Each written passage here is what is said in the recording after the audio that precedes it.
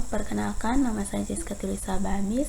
Saya dari kelas C semester 6. Saya di sini akan menyelesaikan tugas akhir mata kuliah statistik, di mana membuat tutorial mengenai uji normalitas, uji homogenitas, uji linearitas, uji T atau uji pengaruh menggunakan aplikasi SPSS.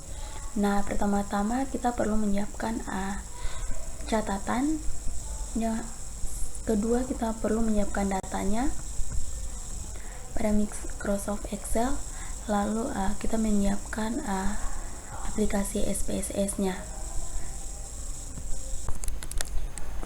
Oke teman-teman, yang pertama kita perlu mengetahui apa itu uji normalitas. Uji normalitas merupakan bagian dari uji asumsi klasik. Uji normalitas bertujuan untuk mengetahui apakah nilai residual berdistribusi normal atau tidak.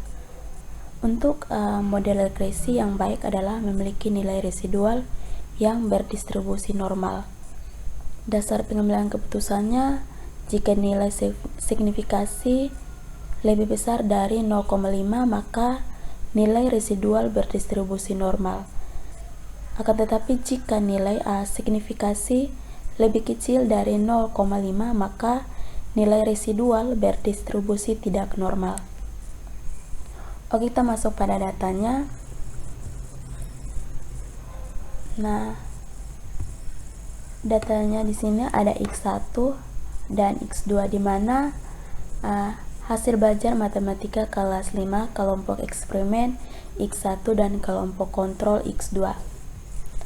Lalu kita copy datanya, lalu kita masukkan pada SPSS.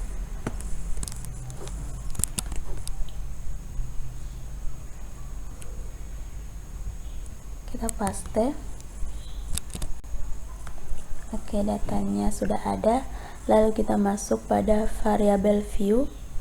Pada kolom name kita ganti menjadi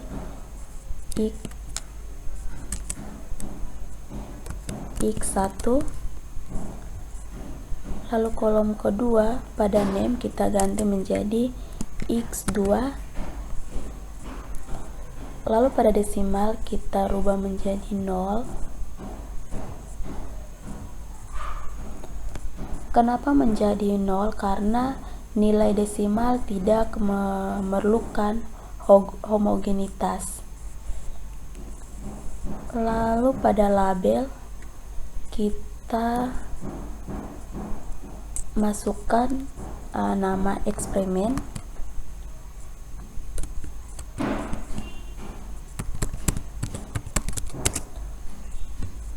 Lalu pada kolom kedua kita masukkan kontrol.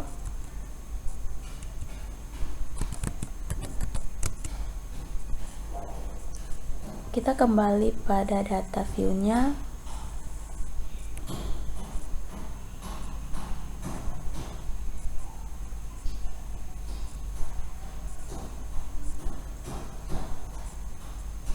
Nah, untuk mencari nilai signifikasinya, sebelumnya kita cari nilai residual dengan cara analyze.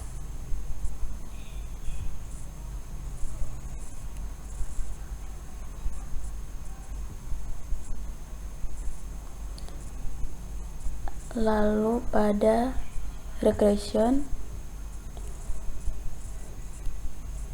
lalu pada pilih linear.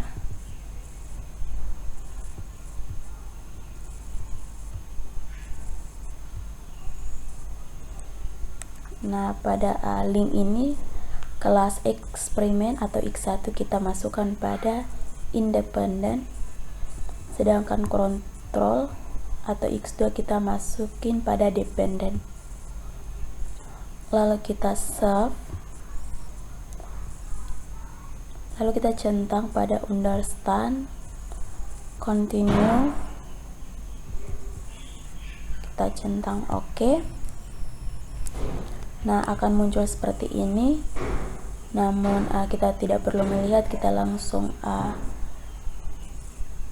close, menghilangkannya.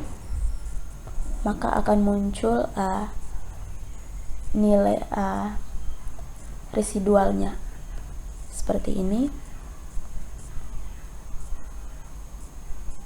Lalu untuk mencari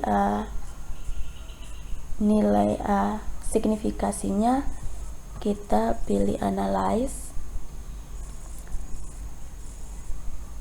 pilih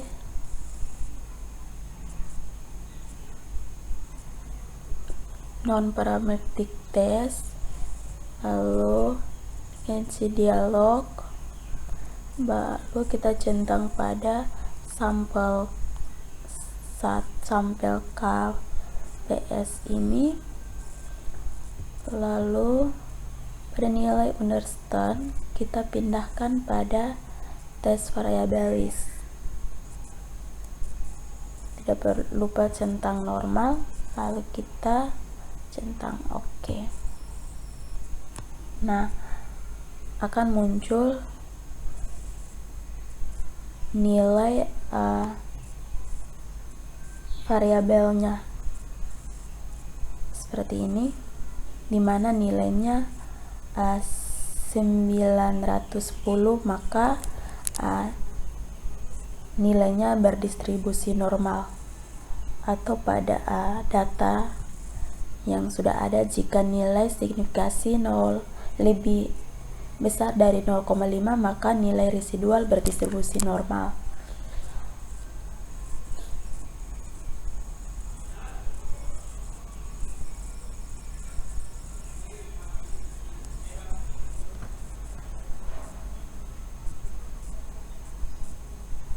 Oke, baik, ini hasil dari uji pertama, uji normalitas. Kita akan masuk pada uji yang kedua, yaitu uji homogenitas. Oke teman-teman, kita masuk pada uji homogenitas. Uji homogenitas ini digunakan untuk mengetahui apakah varian dari beberapa populasi itu sama atau tidak. Dasar pengambilan keputusannya, jika nilai signifikasi lebih besar dari 0,5, maka varians dari dua atau lebih kelompok populasi tersebut adalah sama. Sedangkan jika nilai signifikasi lebih kecil dari 0,05, maka varians dari dua atau lebih kelompok populasi data adalah tidak sama. Oke, kita masuk pada datanya. Nah, ini datanya. Ada kelas kontrol dan kelas eksperimen. Kelas eksperimen X1, sedangkan kelas kontrolnya yaitu X2. Kita copy datanya lalu kita masukkan pada SPSS.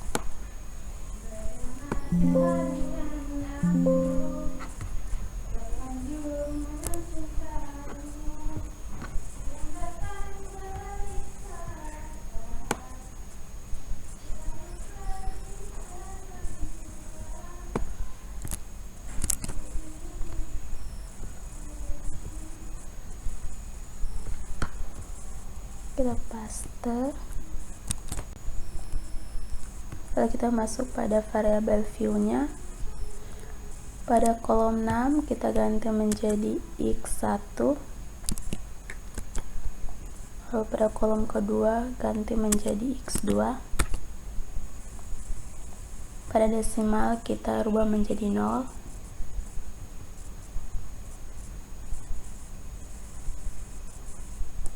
Sedangkan pada label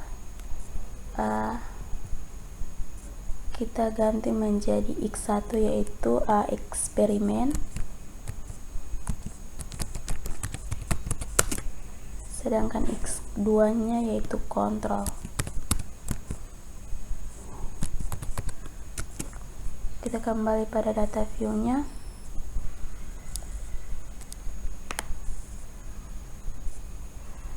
Nah, untuk mencari datanya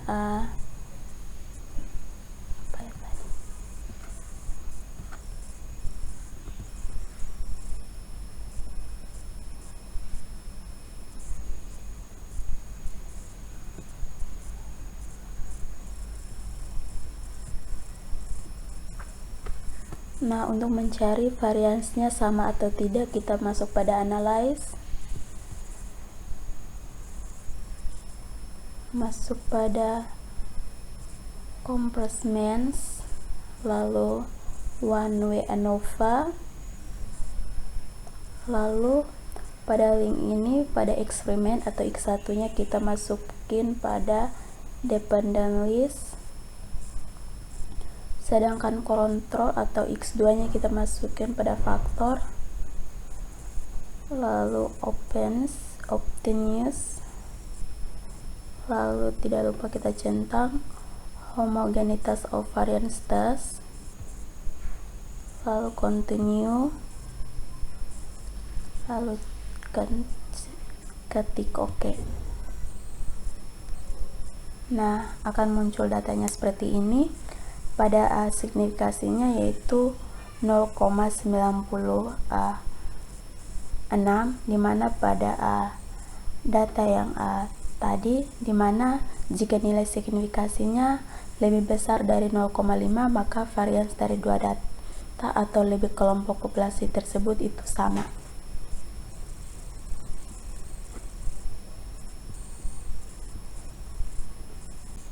Oke, kita masuk pada uji yang ketiga, yaitu uji linearitas. Uji linearitas berfungsi untuk mengetahui bentuk hubungan antara variabel bebas dan variabel terikat. Dasar pengembalian keputusannya, jika nilai signifikan deviation from linearity lebih besar dari 0,5, maka terdapat hubungan yang linear antara variabel bebas dan variabel terikat. Sedangkan nilai signifikan deviation from linearity lebih kecil dari 0,5, maka tidak terdapat hubungan bahwa yang linear antara variabel dengan variabel terikat. Oke teman-teman, kita masuk pada datanya. Datanya ada eksperimen X1 dan kelas kontrol X2. Kita copy datanya lalu kita masukkan pada SPSS.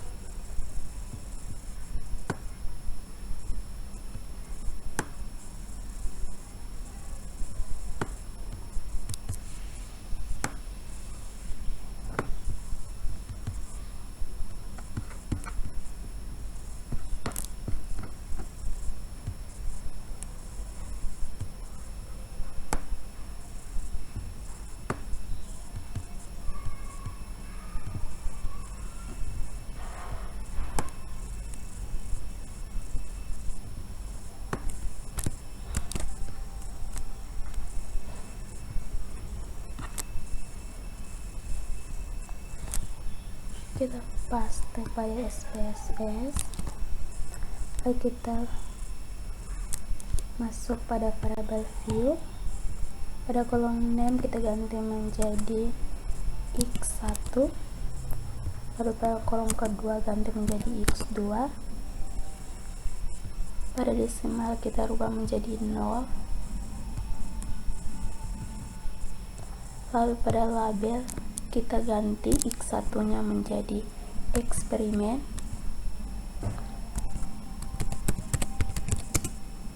sedangkan pada X2 nya kita ganti menjadi kontrol. Kita kembali pada data view nya.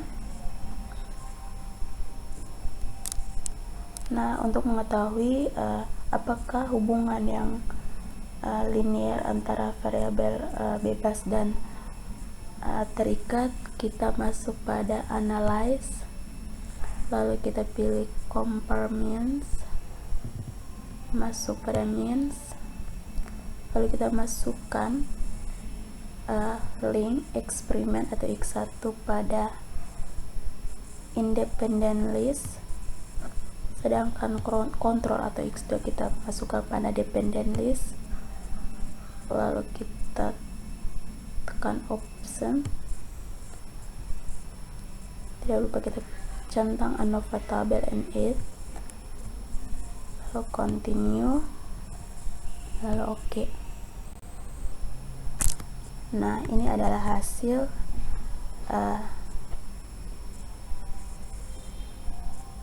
linearitas ANOVA table, di mana terdapat signifikas antara 209, di mana dapat kita simpulkan bahwa signifikasinya linear karena signifikasinya lebih dari 0,5.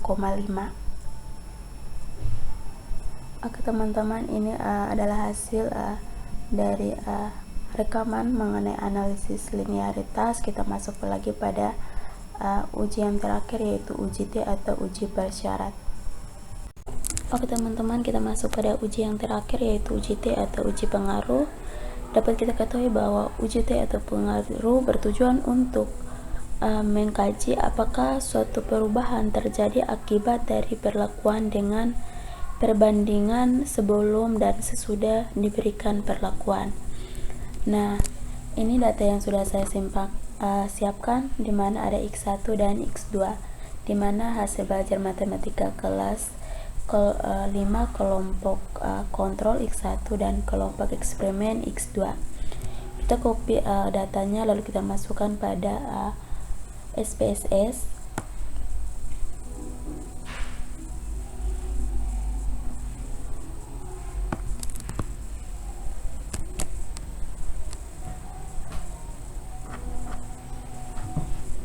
Kita paste,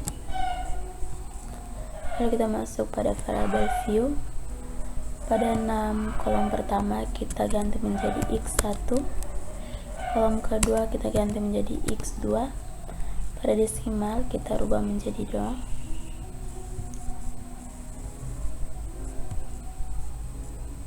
sedangkan pada label X1 nya kita rubah menjadi kelas sebelum,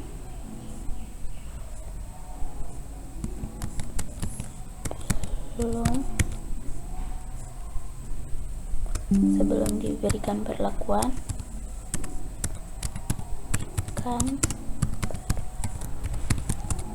sedangkan X2 nya sesudah diberikan perlakuan.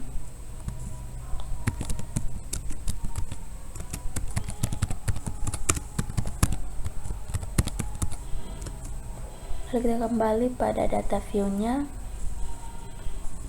kita masuk analyze, kita pilih komponen min, lalu kita masuk pada pre-sample test,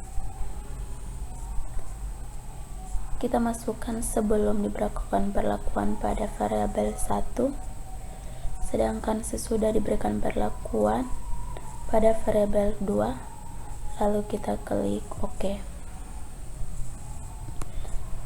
Nah, pada kolom pertama, tabel pertama price simple statistik, dimana pada kolom kedua median sebelum diberikan perlakuan terdapat 46,00, sedangkan sesudah diberikan perlakuan terdapat mediannya 53,60, sedangkan standar deviasinya sebelum yaitu 4,472 dan sesudah yaitu 5,576, sedangkan standar error atau mediannya dimana sebelum diberikan perlakuan yaitu 816, sedangkan sesudah diberikan perlakuan yaitu 1073. Sedangkan pada tabel kedua, dimana sebelum diberikan perlakuan dan sudah diberlakukan perlakuan N-nya 30, sedangkan korelasinya 118, sedangkan nilai signifikasinya yaitu 536. Pada tabel ketiga, mediannya 7,600, sedangkan standar deviasinya 6,951, standar error mediannya yaitu 1269, dan pada continue interval of the difference-nya yaitu lower-nya 10,196, sedangkan upward yaitu 5,4. Lalu pada kolom berikut yaitu kolom T-nya yaitu 5,969, sedangkan deviasinya 29, sedangkan pada A signifikasinya yaitu 0,0, di mana tidak terdapat hubungan yang signifikan antara kelas kontrol dan kelas eksperimen. Oke, baik, sekian dari hasil rekaman saya. Terima kasih.